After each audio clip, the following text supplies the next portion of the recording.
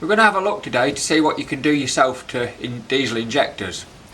I've pulled some injectors out of an engine that stood in a shed for about 10 years and I'm trying to get the engine running.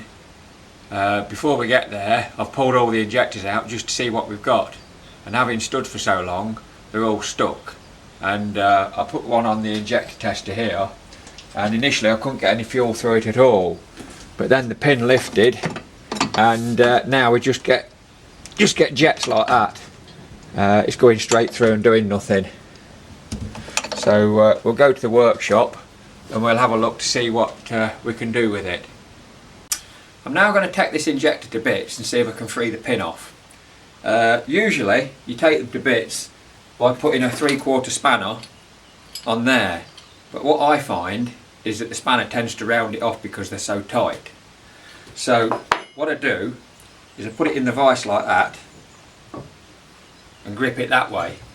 Now some injectors have a little lip on the bottom. If you've got that type of injector, get a file or the angle grinder and just take the lip off so that you can hold it in the vise. And then once you've got it in the vise, get a Stilson on it like this.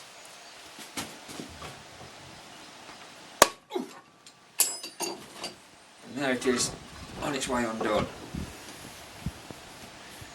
And you take the tip off, like that. And inside is the nozzle.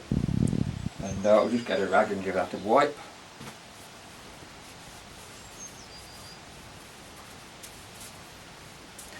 On the side of the nozzle, I'll bring this right up to the camera so if you can see the writing, there is the number of the injector nozzle.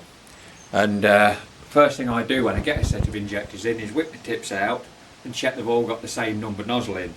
This one is BDLL 150S 6310, which is what you'd expect to find in a BMC 2C injector. Now in the nozzle is a pin that slides in and out, but through standing for over years this is seized. It's very difficult to get a grip of the pin with a pair of pliers, so I grip the pin in the vise like that, nice and tight, and then you can pull on the nozzle with a pair of pliers, but it's still seized, and the next trick is to warm it with the blow lamp.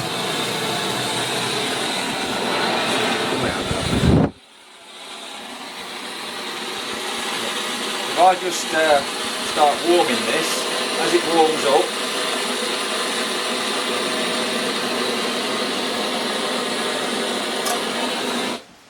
yeah, come off.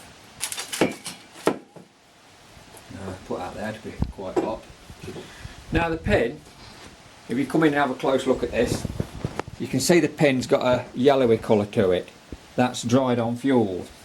And what I use is these, it's called a Scotch Brite pad. It's what they use in car body workshops for roughing up paint before they spray it if they don't want to sand it down. And just get this on the pin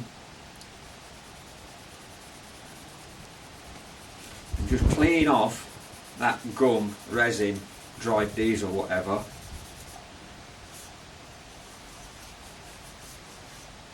Like that. Get the rag again.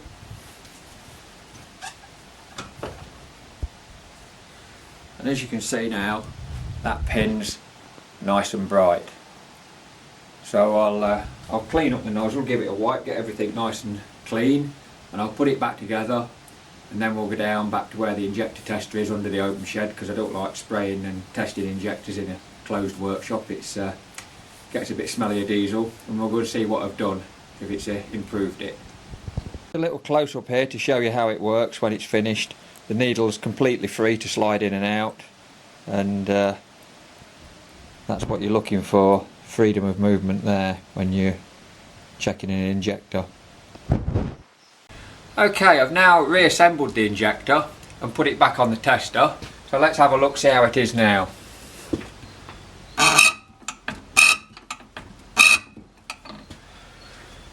Well, that's a lot better.